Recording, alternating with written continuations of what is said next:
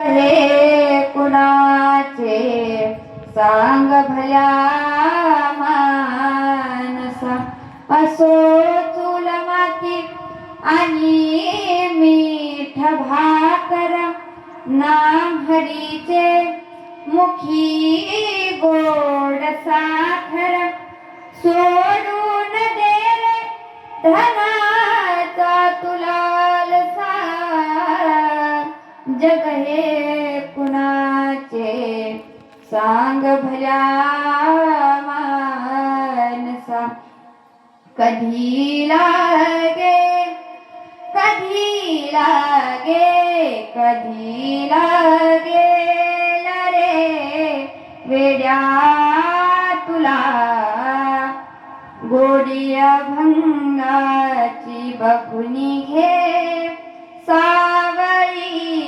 मूर्ती आता त्या पांडुरंगाची,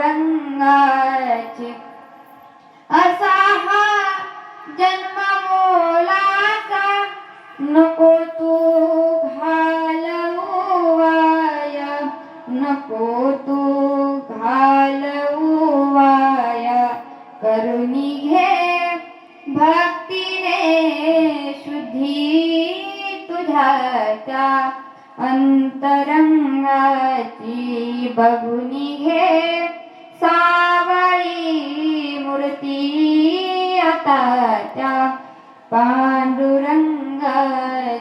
म्हणजे या जीवनामध्ये कोणाचाही भरोसा नाही, म्हणून जोपर्यंत आहे तोपर्यंत भगवंताचं नामस्मरण करा.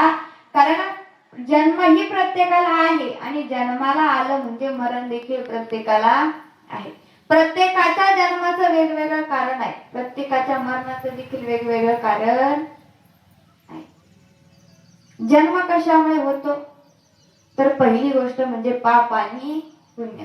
पाप आणि पुण्य समान झालं की आपल्याला जन्म, मानवाचा जन्म मिळतो. पाप पुण्य समान समे तरी जे पाविजे कर्मभूमी, पाप पुण्य समान झालं की आपल्याला जन्म मिळतो. दुसरी गोष्ट म्हणजे वासना. मरणाच्या वेळी जशी वासना होते तसा आपल्याला पुढचा जन्म मिळतो. आता जड भरत राजाचं उदाहरण सर्वांना माहिती आहे.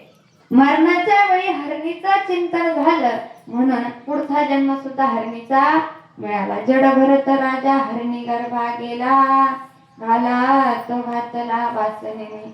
वासनेनुसार जन्म मिळत असतो. तिसरं कारण म्हणजे योगायोग. योगायोगाने सुद्धा आपल्याला पुढचा जन्म मिळतो.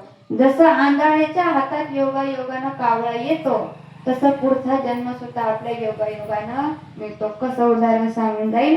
असंच राजाने सर्व गावामध्ये दौंडी